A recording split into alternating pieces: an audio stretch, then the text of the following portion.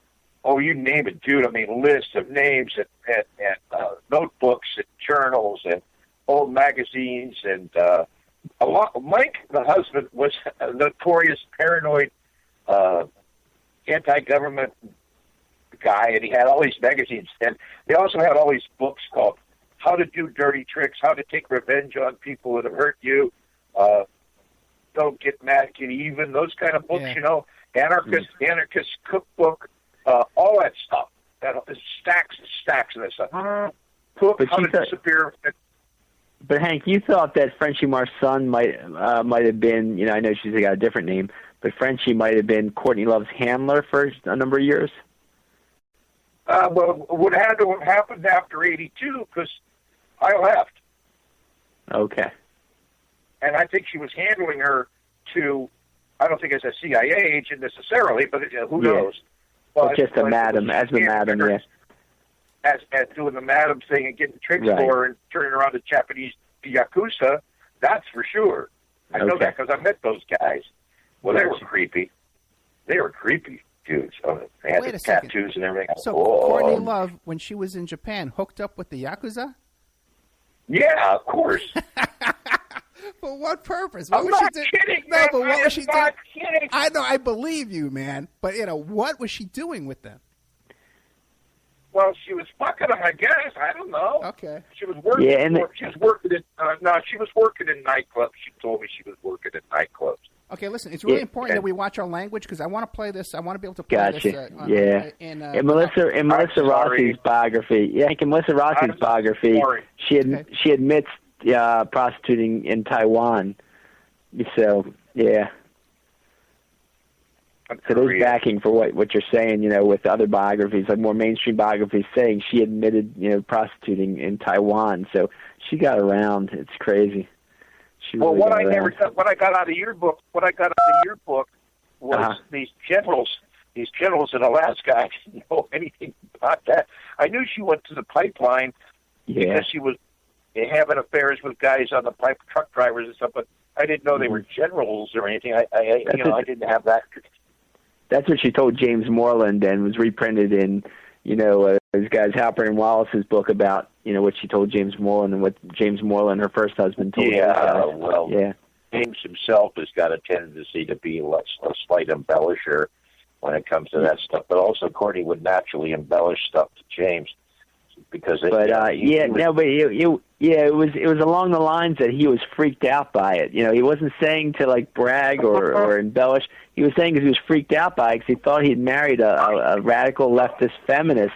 And it turns out he says he married a right-wing Phyllis Diller, and he was scared for his life. I love it because it's probably true. Yeah, it's crazy stuff. But, yeah. Yeah, she threatened to kill him and have his kneecaps, have somebody break his kneecaps. Hey, let me ask you a question. Now, with all these threats that she's always throwing around, has anybody ever gotten their kneecaps broken? Yeah, Moreland said that she had people come and beat him up when he didn't follow through on something she told him to do. Well, I don't know if that actually happened, but who knows? It could have. Well, I mean, he said it. Well, we have to be careful up here, I think, is heaping stuff on Courtney. She's already evil enough. There's no need to add any embellishments because. Yeah, no, I'm just quoting the book sources that, you know, quoted him kind of stuff. Yeah, I'm not going to add anything to it. Sure. No. I hear you about that. Though. The thing is, it has a tendency to break down the credibility of some of the other and the veracity of some of the other comments that I've made because nobody freaking believes me anyway, man. I mean, nobody believes that any of this is even possible. If you think you're seeing flying saucers, this is science fiction, man. And yet, I know for a fact it happened. Hank, thanks so much. I got to go to my job now, but I really appreciate your help with this case. And I'm doing counseling. I got a private office at night, so I got to run to that. Okay. Well, there's not much money in writing. It's counseling pays the bills, not the writing. Not anymore. Right. Yeah. Right. Thank you, John Potash, author of Drugs as a Weapon. Drugs used as a weapon. Drugs as weapons against us. Yeah. Thanks, Ed. When Thanks, are we going to Hank. get together sometime, man? Let's get together. Yeah, Hank. So I'm going to give you a call, Hank, when I'm out there for sure. Okay, you're in San Fran or Seattle? I forget. Sacramento. Yes, I still got all your information, so I'll definitely give you a ring when I'm coming out that way. Okay. Okay, buddy. I look forward to it. Take care, you guys. Okay, Bye-bye. John. Thank you so much. Hey, you're welcome. I tell you what, Hank. Why don't we take a quick little commercial break? Okay, for like 4 minutes. And then we'll come back and we'll wrap up. You tell us whatever you want to leave us with, and we'll go with that, okay? Okay, buddy. Thank you, man. Okay, now I'm going to play this little commercial break, but if we talk over the commercials, the audience can hear us talking. So it's about 4 minutes. I'll let you know when it's over, okay? Okay. Thank you, sir. And now a word from our sponsors. We are listener-sponsored, and we appreciate your donations. If you like the show, please visit OppermanReport.com and click on the donate button. Or you can donate directly through PayPal at OppermanReport@gmail.com. We have Mike Gray of InfinityHomeplans.com. He's the host of Parlay over at CJ Mars Radio, Thursday evenings, 8 p.m. Eastern Standard Time. If you need custom home designs, stock plans, or 3D work, he's your one-stop shop for home design and drafting needs.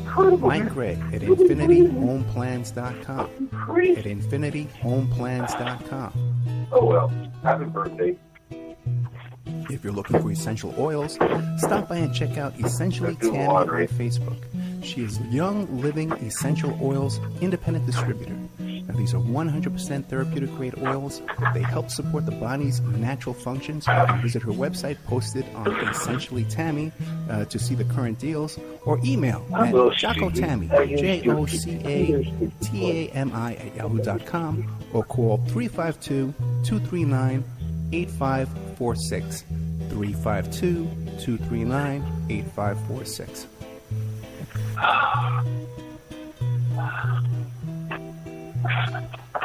Hey, if you need a private investigator, go to my website, emailrevealer.com.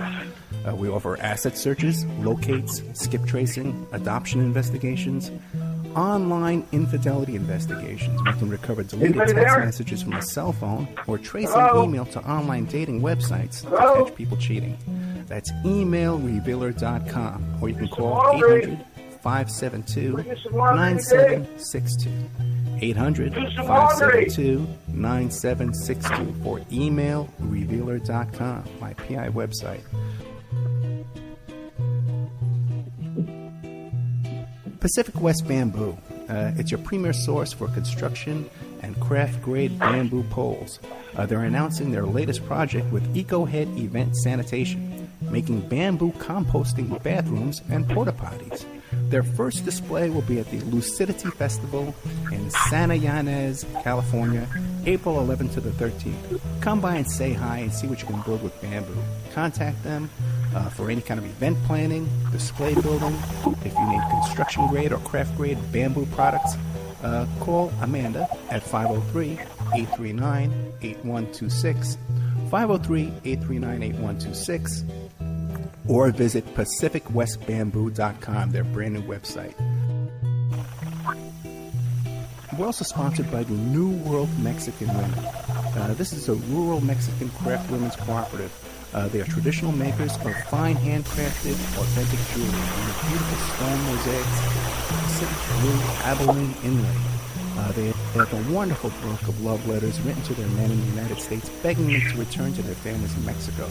But they've written a new book, and it's it's about a young girl that falls in love with a rodeo bull rider and runs off with him without telling her family. It's a beautiful love story called Azucena Part 1, Azucena to the Rodeo. You can find their books and jewelry by clicking on their banner ad at OppermanReport.com or by Googling New World Mexican Women. Hello? Playing ads. I'm here. We're still playing ads. We're still playing ads.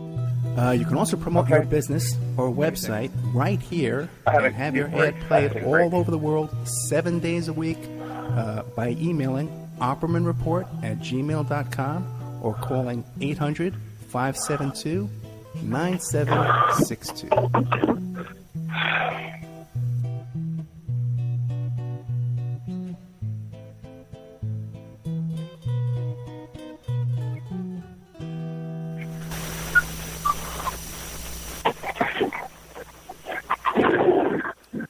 Okay, You should be listening. well, welcome back to the Opperman Report. I'm your host, Private Investigator Ed Opperman. The show is brought to you by Audible.com. You go to Audible.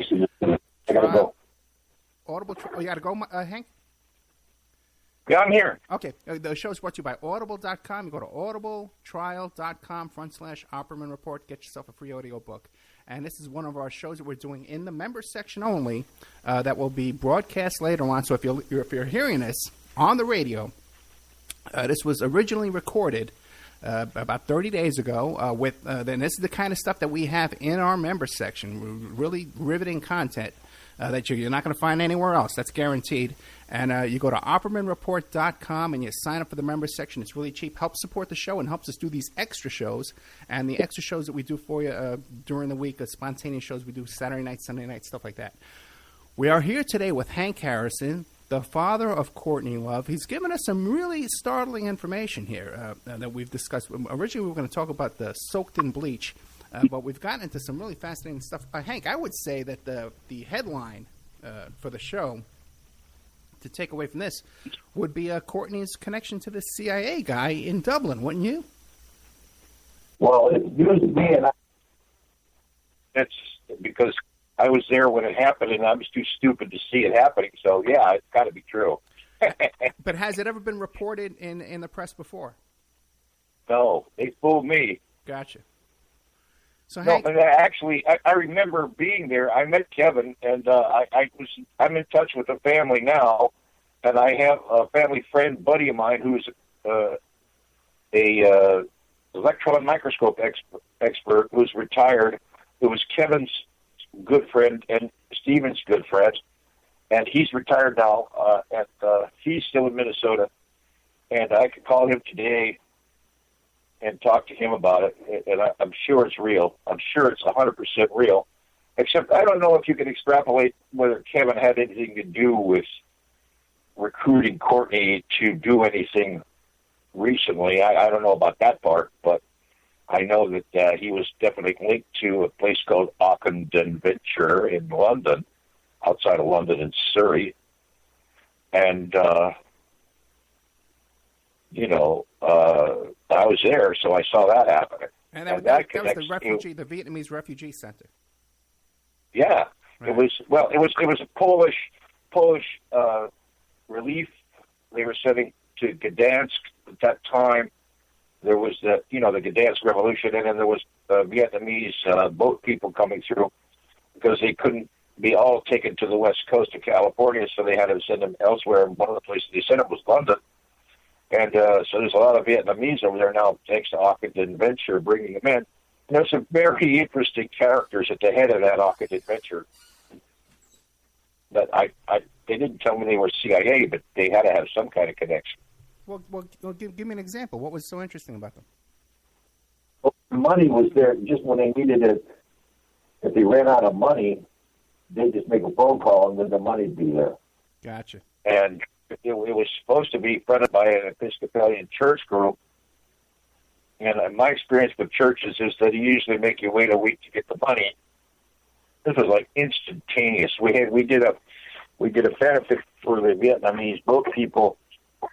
We had like 135 people that came in to have a lunch. We made quiche, Lorraine, and various other things. My wife and I are expert chefs.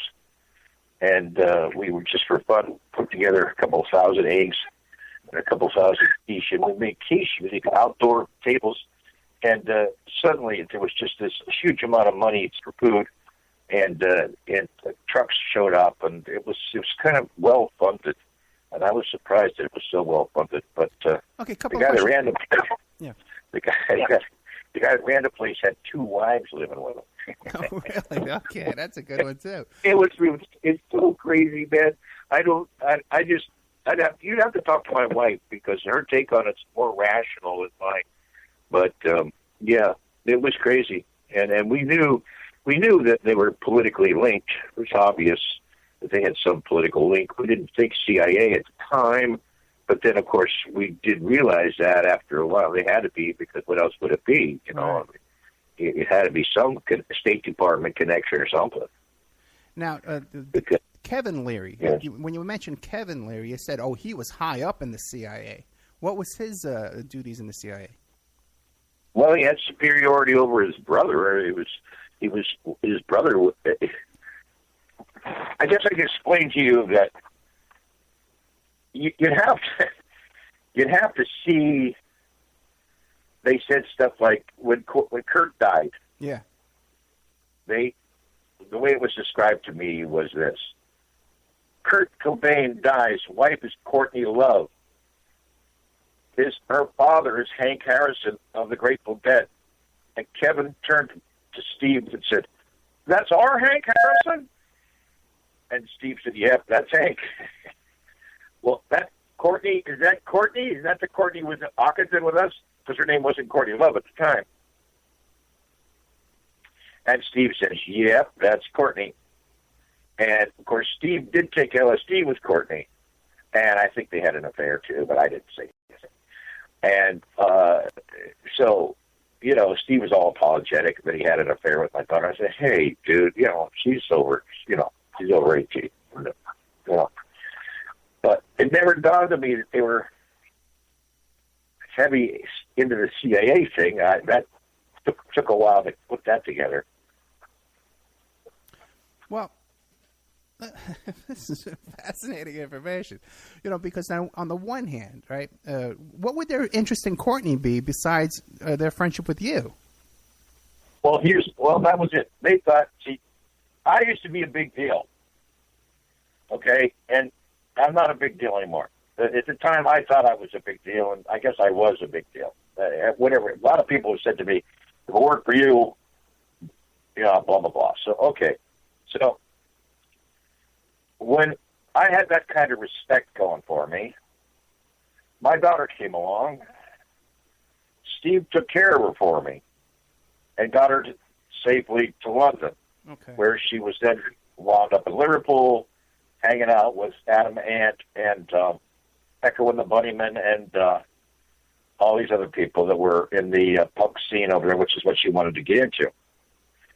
So this was after she left Ockenden.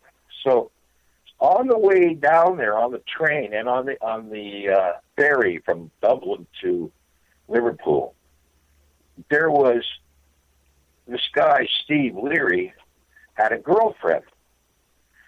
And there was this other guy named Jamie who was a broker for a wool manufacturer in Northern Ireland and Scotland.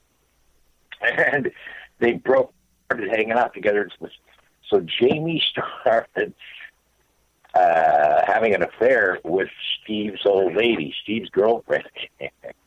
And Courtney took Steve aside and said, "You're a sap, man. You know she's having an affair with Jamie, don't you?" And he said, "Yeah, I know.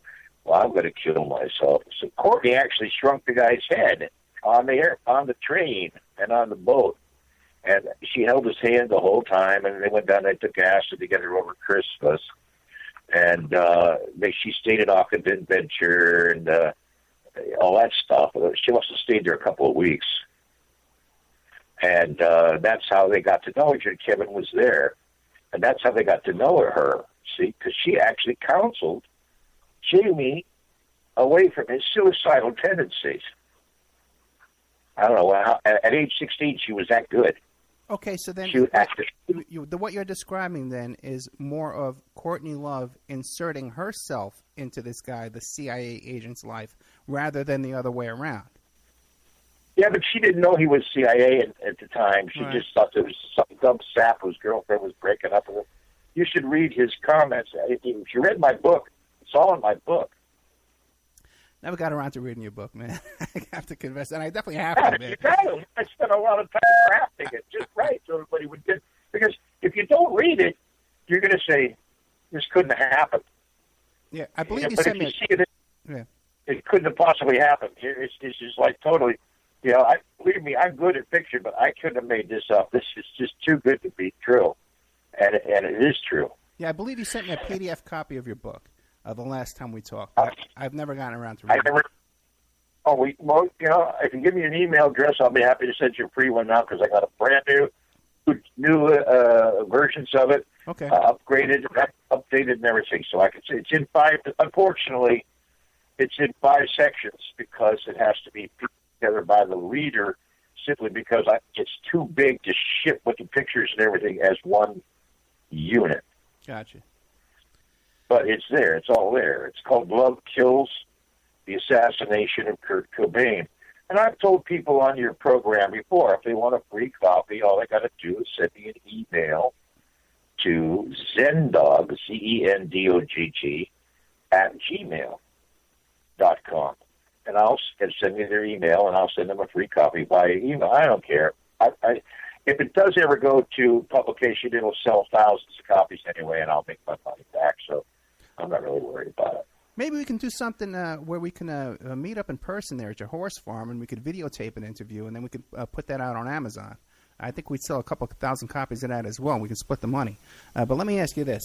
Yeah, sure. Because I think this stuff is important information. Let me ask you this. Because the original purpose of this interview, before we got into all this incredible information, was this movie Soaked in Bleach.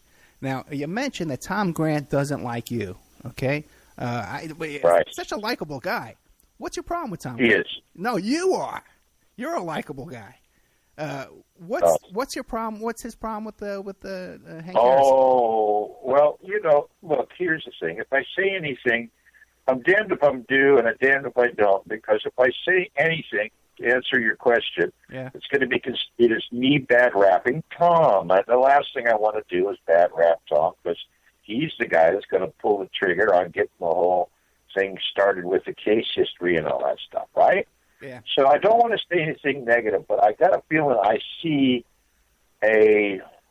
down the road a piece, I can see an obstruction on the tracks. And one of those obstructions is that at some stage or another, somebody's going to accuse Tom of being right-wing.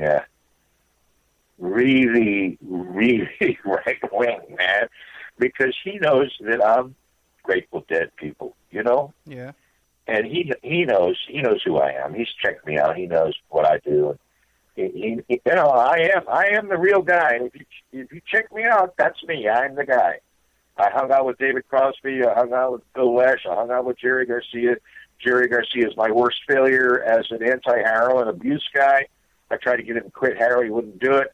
I have pals. And along the line, I managed to make some mistakes, and I made some successes, okay? Tom has checked out my record thoroughly all the way back, and, man, Tom doesn't like what he read or what he found. The reason is because, don't forget, Tom was Paula Jones' bodyguard during the Clinton second election, right? Yeah. Remember when they were saying Paula Jones, that Clinton raped Paula Jones and all that stuff? Yeah, Paula Jones is a friend of mine. I'm doing an interview with Paula Jones coming up. Well, ask her what she thinks of Tom Grant, man, because Tom was her bodyguard. Oh, okay, I will. Yeah. Okay, very good. I'm not lying. No, I don't think you're lying. I would never accuse you of lying. If I'm lying, I'm dying. Yeah. So here's this guy that has extreme right-wing views.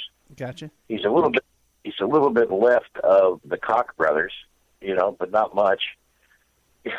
Or maybe even right. Who knows? I mean, he's probably mellowed out over the years, but he took one look at me and said, "Oh, this guy's way on the wrong side of the political spectrum," and he doesn't like my attitude towards organizations and where I'm coming from. I'm not a communist, but I'm certainly an old radical, liberal radical guy, and I've stuck to that, over the years. And I voted for Hillary, and I'll vote for Hillary. I mean, I voted for Obama, and I'll vote for Hillary, That's where I'm coming from.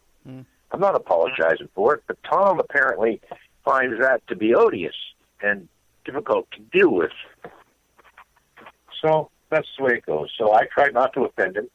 The guy's built like a left tackle on a football team anyway. He's really a nice guy, but he's a healthy guy.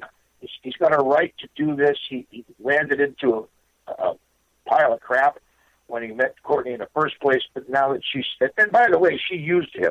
Yeah. And I think Tom knows that everybody knows that he was kind of duped. He's not stupid, but he just got cleverly duped by a very clever person. And I think he's trying to get back even in his own head about what happened, and he's got the facts to prove it. So why shouldn't he? I'm all for him. That's why I'm not saying anything bad about Soaked in Bleach, because it's a pretty good movie. And it's funny because I didn't have the material. Tom wants to keep that whole case strictly on his material. Here's the problem. I'm guaranteeing you, and this is the blockade down the road, down the tracks. She will never be brought to justice on Tom Grant's material alone. Then what additional material is there out there that you think would... Stuff we've been talking about. Okay.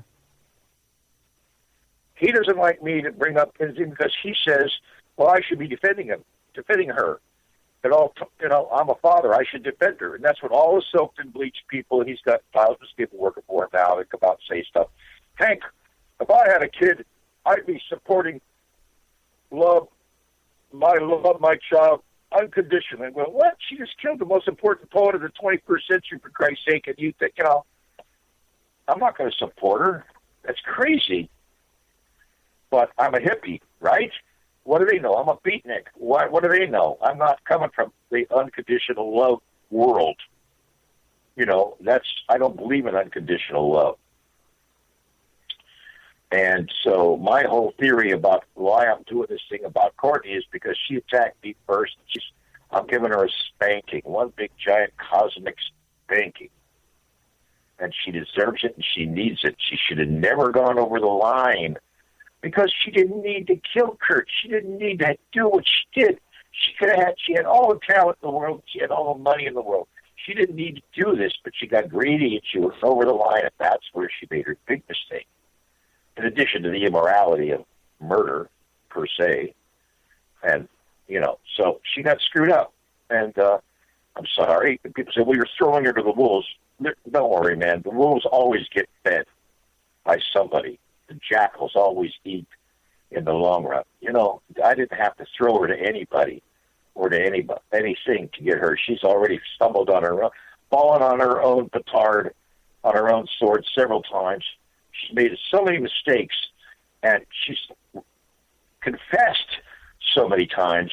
If you just read the material, you can see that she's just confessing like crazy, and nobody really has the brain power to bring her down because nobody can believe she's that smart. Hey, I got one more question for you before I forget. Are you familiar with the name Sam Lufty? No.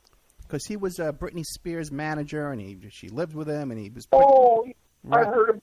Yeah, and he was pretty much right there on the scene the whole time.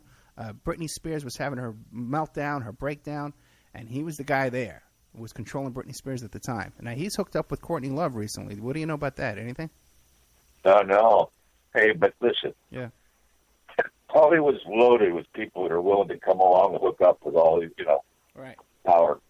It's just Sam is only one example. But yeah, I mean, I heard that they let people get access to certain records of David Geffen's material in order to try to get him busted for stuff he did, and it didn't go very far. Trying to get David Geffen busted? Yeah. Busted for what? For income tax fraud okay. and all kinds of stuff like that. Okay. And it didn't go very far. Hollywood is like a big, giant castle with a big boat full of alligators around it, Because she had several top advisors, including Rosemary Carroll as her lawyer, who was also Kurt's lawyer. And now Rosemary's suffering some very bad guilt feelings, I hear. And then Dave Grohl wrote a song about her. Anyway, this is all dribbling on. The point is, somewhere down the road, Tom, I'm glad Tom's successful, and I hope he does do some good with this. I'm not sure that this is going to do much, but just sort of flare up, do some damage, draw some attention of the younger generation, especially, who have never heard some of Tom's material before, and do some really good cleanup. One of the things that Tom told me while we were still talking, and I thought this was very cool, we both agreed on this, was that one of the things Tom felt bad about was all the people that killed themselves after Kurt killed himself, so to speak, or after somebody said Kurt killed himself, right? All these people did these copycat suicides, you know, and Tom felt bad about that. And I said, I sort of agree with him. I do too. Yeah, I hear you, man. So listen, we got only a couple of minutes left. Why don't you promote whatever website you have, or whatever books you want to sell? People want to get a hold of you. What do you want to tell people? Well, my my email is Zendog, Zendogg, at gmail.com. My website, I have several websites, but the HankHarrison.com website is the one directly about me, and it goes into the lie detector test that I got 5 years ago, covering Courtney telling people that I gave her acid when she was 5. Which is ridiculous. But I had to get a lie detector guy to come in and do it because nobody freaking believed me. I guess people were looking at me as I was walking through the grocery store going, oh, could he really give her acid? So I had this lie detector test made. And that's there on the Hank Harrison, www.hankharrison.com. Then there's another one, www.archives.com, which is ARKs and Ks, ARKIVES, archives.com. And that one has all the books and publications on it. So you can do all those things if you want. Write me a letter. If you want a free copy of the Love Kills book or any of the books that are on the archives list, just go ahead and write me an email at zendog.com, and I'll get back to you as soon as I can. Okay, anything you want to leave us with before we go? Well, thanks for being... the funny thing about you is that you're so cool. What you're doing is, like, unbelievable, stuff. And you're digging up stuff that hardly anybody else will handle. And I'm so pleased that you're doing the research and the work you're doing. I hope that you keep going and you can break even at least. You know? Yeah, good luck on that one. Break even.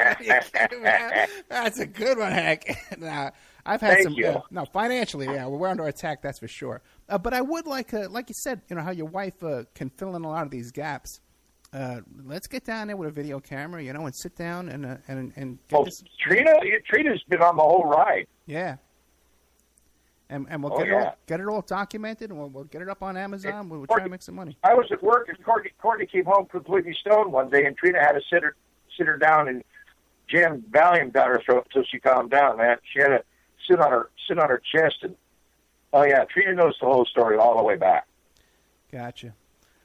Okay, we're here today with Hank Harrison. My friend, thank you so much. Okay, so anything comes up, any new news, just shoot me an email, and we'll get you right back on. Oh, okay, brother. Did I lose you? Okay, that was Hank Harrison, father of Courtney Love. We were discussing the book Soaked in Bleach, the book that documents Tom Grant's investigation into the death of Kurt Cobain. If you want to fill in some more gaps, we also had on the show today John Potash, who's the author of Drugs as a Weapons Against Us. Drugs Used as a Weapons Against Us. You can find, I'm going to have a link to both these books on the Opperman Report blog. And this is the kind of content that's in the members section, where you can subscribe and hear this kind of information. Then later on, it's put on in the future on the air. We also did a previous interview just recently that you can find on the Opperman Report YouTube channel and also on Spreaker and iHeart, an interview we did with John Potash that covers, we discuss a lot of the stuff that we just discussed today. I discussed previously with Potash a couple of weeks back because he wrote a book about this, and one of his sources was Hank Harrison. I'm very proud to say that I put them in touch with each other to get that going. Previously, we had another interview with Hank Harrison. about 18 months ago. You can find that on the YouTube channel. You can also find it on the Spreaker channel. Where we go into more Hank's early life with the who are those guys? Grateful Dead and all his activity there. And a lot of comments in that YouTube section, people saying, "Oh, Hank was a handler, Hank was a CIA agent, all this kind of stuff," and then disturbed Hank. Hank really wanted to get that and clear his name and get into all that information. I'm sure we'll get even more of that. When you do hear, Hank says, "Oh yeah, my buddies were CIA agents, and I put them in touch with my daughter." You gotta wonder, okay, you gotta wonder, what's going on there. But we ask the questions and we get the answers, and that's what we put on the air. And people need to listen to it and decipher for themselves and figure out what they believe, what they don't believe, and what they support, what they don't support. Coming up, new member section show coming up tomorrow night. I'm going to be interviewing a guest, Marcia, about Paul is dead, about the whole theory about Paul McCartney being dead and being replaced and swapped out by a lookalike. And we have our own theories about that as well. And we'll be doing that show tomorrow night. That'll be available in the member section for you by Friday morning. And then for you guys listening live to the member section today, Friday night I have St. John Hunt, the son of E. Howard Hunt, coming on the show. Week after that I have Dave McGowan. Please help support Dave. Keep him in your prayers. He's diagnosed with stage 4 cancer. You can go to his website, Center for an Informed America, and shoot him a PayPal donation because our friend Dave is in a lot of trouble. There's a $10,000 bill on these chemotherapy treatments that they stick him with every few weeks. So we need to keep our brother there supported because he can't work. His family can't work while he's going through this. And also, too, if you can send a PayPal donation to good old OppermanReport@gmail.com. That's what keeps us going here. Even if you are in the member section, since we started this new member section thing, which was a great idea, and it was so much fun, all the complaints I get over it, we don't get any more donations. No one sends donations anymore. So if you listen to this, and you say, hey, oh boy, what a show, groundbreaking information, good work there, Ed, pissing off the CIA, they're not going to have any, they're just going to sit back and take it, Ed, not do anything to you. Maybe you can help out with a little PayPal donation, especially since we just got some unexpected expenses related to the show just came up. So thank you all. We'll catch you next week. More great, members content. We love to give you here at the Opperman Report. Oh, by the way, too, hey, members, what we're going to be doing, too, is Victoria's show, Talking Back, is going to be featured in our members section, and all her interviews and stuff like that. We're going to be putting those in there for you. So if you don't, a lot of people, especially the members, say, hey, Ed, we really like it when you and Victoria, you get on here and you joke around, you talk about your family life, you talk about your history, you tell your stories, and they like all that kind of stuff. So we're going to throw a little section in there for Victoria, my daughter, her show will be available to the members. And also, too, maybe in the future, we want to get documents in there, too.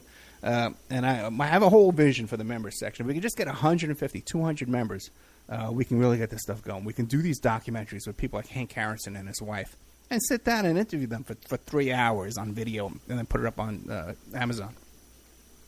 But also, too, his documents. He has these letters. He's willing to send it to us. Let's scan this stuff and make it available in the members section. Even this book. I bet you I can work out a deal with him where you can get this book in the members section. You can download it for $2 and I'll split it with Hank. So let's see what we can come up with. All this kind of stuff, this new information we want to get out to here. Thank you all. God bless you. And I'll see you tomorrow night when I interview the Paul is Dead guest.